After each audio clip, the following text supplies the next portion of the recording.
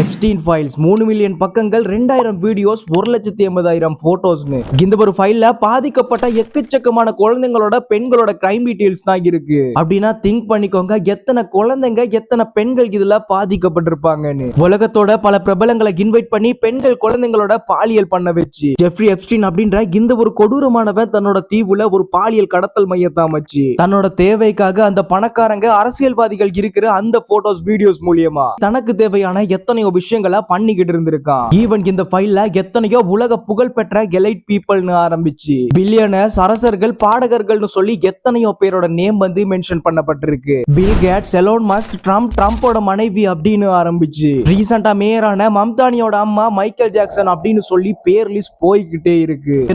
இன்னும் ஒரு சில ஆர்டிகல்ஸ்ல அங்க மனுஷக்கரிய சமைச்சு பரிமாறப்பட்டதாகவும் பேசப்படுது. மொத்தமா பார்த்தோம்னா எப்ஸ்டீன் ஃபைல்ஸ் வந்து பப்ளிஷ் பண்றது அமெரிக்காவோட டிபார்ட்மெண்ட் ஆஃப் ஜஸ்டிஸ் அப்படின்ற டிஓஜி அமைப்பு தான். இத பத்தி பேசும்போது அவங்க இன்னும் எத்தனையோ ஃபைல்ஸ் வந்து பப்ளிஷ் ஆகாம ஃபில்டர் பண்ணப்பட்டு ஹோல்ட் பண்ணப்பட்டிருக்கு அப்படின்னு சொல்லி இருக்காங்க. பட் அதையும் பப்ளிஷ் பண்ணணும் அப்படின்னு சொல்லி பாதிக்கப்பட்ட பெண்கள் உட்பட அமெரிக்காவோட காங்கிரஸ் போராட்டங்கள் மூலியமா நீதி கிடைக்கணும் அப்படின்னு சொல்லி ஃபைட் பண்ணி இருக்காங்க.